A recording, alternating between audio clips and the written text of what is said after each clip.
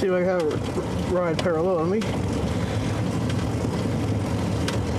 So yeah, this is a Bulk Velomobile, and I'm pulling the cargo trailer along this country road here.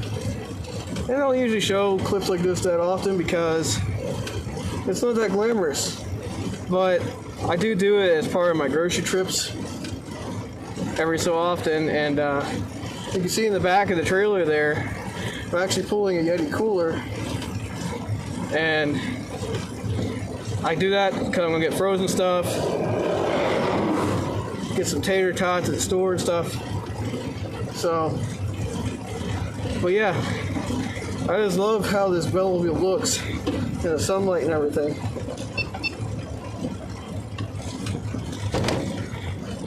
See if we can get the drone a little closer.